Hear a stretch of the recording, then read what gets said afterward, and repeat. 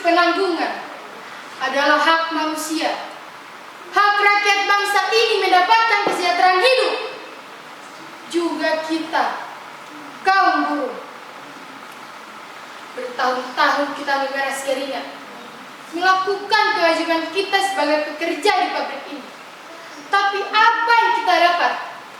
Upah yang tak layak, eksploitasi tenaga dan jam kerja. Tak ada jaminan kesehatan dan keselamatan kerja. Terlalu lama kita diam. Terlalu lama kita dihantui rasa takut.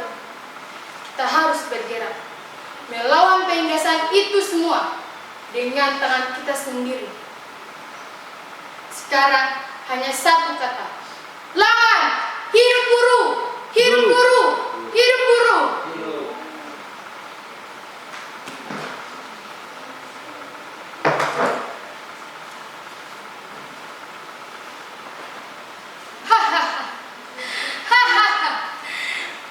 Semangatnya aku waktu itu.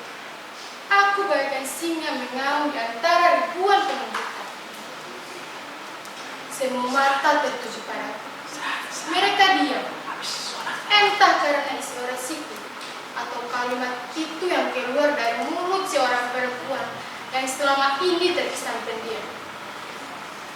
Aku tak peduli. Yang pasti waktu itu aku hanya menyuarakan apa yang kurasakan selama bekerja di pabrik itu. Mereka pun bertepuk tangan sesudah orasiku itu. 5 menit. Ya, 5 menit. Seperti penghargaan penonton atas sebuah pertunjukan teater yang memuaskan. Yel-yel yang aku berikan, mereka sambut membuat gema yang riuhnya mengalahkan dari mobil jalan raya. Aku, Sunarti, sang orator. Bagi rekan-rekan kerjaku, mereka mungkin menganggapku sebagai pahlawan karena telah mewakili mereka. Mewakili mereka yang tak berani bicara, yang biasanya coret-coret dinding toilet dengan spidol ataupun lipstik, yang berisi empat-empatan pada atasan. Wahai manajer tampan, pergilah ke neraka, kepada supervisor cabul, jadi dukun aja lu. Begitulah hidup ditekan tapi tak dilampiaskan secara benar. Sejak demonstrasi itu, hidupku berubah. Aku semakin berani membela rekan-rekan kerjaku depan atasan. Walau aku bukanlah pengurus serikat pekerja. Pernah satu kali dia mengadu padaku atas perihal ia dijatuhi SP1 karena tak masuk kerja, alias mangkir. Padahal ia sudah memberi alasan bahwa dia tidak masuk kerja karena lagi menstruasi. Itu pun sudah disertai surat keterangan istirahat dari dokter, tapi mereka tak menerima alasan itu. Bahkan Mugiem dituduh menstruasinya adalah rekayasa buat dia tidak masuk kerja.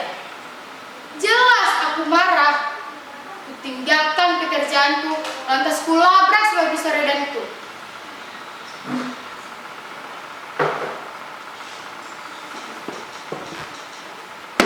Apa benar? Ibu menginspeksikan?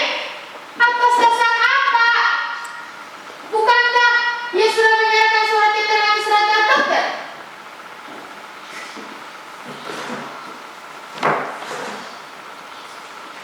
Kami tak bisa menerima surat itu. Kamu harus tahu, pabrik ini sedang lagi banyak order dan kita dikejar target. Kau tahu berapa kerugian jika saya bolos kerja?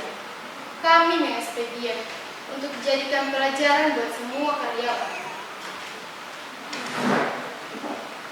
Pelajaran katanya?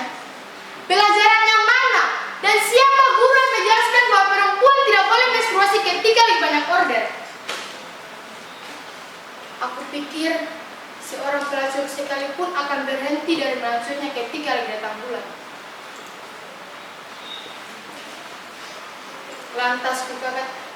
Lantas kukatakan perihal proses biologis. Kujelaskan pula hubungan industrial antara buruh dan majikan.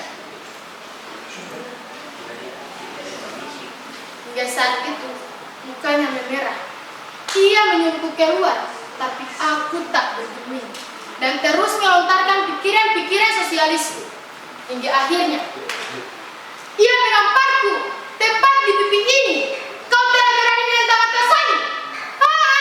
Jangan kau anggap aku seorang wanita lantas dapat melakukan seperti itu. Aku akan menangis. Menangis? Kata yang sudah kuhapus dari kamus besar hidupku.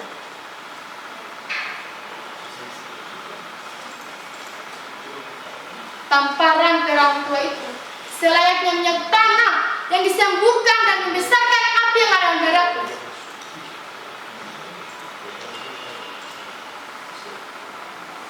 Kutangkap dia, kujambak rambutnya, lalu kujelaskan jelas yang bisa terjadi. Itu pelajaran buatmu orang tua. Tebakan Cik, aku memang di PHK setelah peristiwa itu. Tapi aku tak menyesal. Setidaknya rekan-rekan kerjaku sadar bahwa mereka walaupun butuh uang bukan berarti harus menghancurkan kemanusiaan. Buktinya mereka berani menggelar demonstrasi menyangkut hak mereka.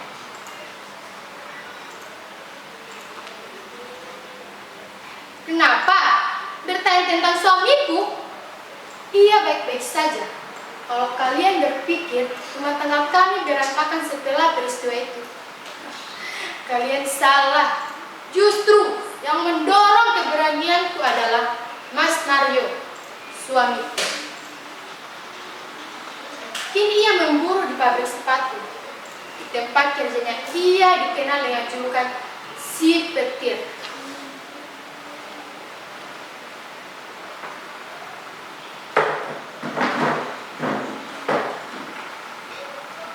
Sudah 7 pabrik dia jejaki. Dan semua permasalahannya bersama. Berkutat soal upah lah, tajungan lah, cuti lah, uang makan lah, dan semua tegak-tegaknya berburuhan. Dia selalu percaya kerjanya untuk menjadi penyalur aspirasi mereka.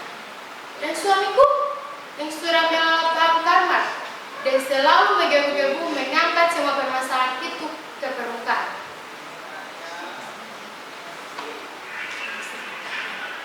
Mas Nara sendiri tidak pernah mau menjadi pengurus serikat pekerja. Camkan itu. Baginya, serikat pekerja itu sudah bukan lagi DPR-nya para buruh, melainkan menjadi organisasi penjilat hukum atasan agar mudah dapat jabatan. Ya, memang tidak semuanya seperti itu. Tapi kan di atas rata-rata, kebijakan yang seharusnya memperbaiki hidup buruh malah dikorbankan untuk keuntungan pribadi. Lupakanlah. Miris aku mengenang semua itu. Komunitas warga pinggir kota diketuai oleh Mas Nari. Aku membantunya dengan menjadi wakil. Tugasku lebih ke lapangan, berhubungan dengan elemen-elemen masyarakat bawah. Itu tugasku. Mas Nara sendiri lebih ke membangun jaringan di atas dan mencari celah yang bisa dimasuki secara finansial. Kami tengah menyiapkan aksi besar soal kebijakan pemerintah yang merugikan rakyat. Ada mau ikut? Setiap kepala kami hargai 100.000. Dana dari mana? Tak usah tahu dana itu kami dapatkan dari rival politik pemerintah sekarang. Dan aku sudah menyiapkan orasi yang menurutku lebih dahsyat daripada janji-janji partai waktu pemilu kemarin. Seperti ini. Saudara-saudara, sebangsa setanah air, sejak reformasi dulu, kita sudah berjanji bahwa korupsi, kolusi, dan nepotisme harus diberantaskan. Tapi apa kenyataannya? Masih saja semua itu terjadi. Bahkan di lembaga hukum tertinggi bangsa ini. Bahkan yang mengurus pemberantasan korupsi malah terima suap. Mau jadi apa negeri ini? Sudah jelas, ini bukti dari ketidakbecusan pemerintah sekarang. hanya ada satu solusi. Ganti pemimpinnya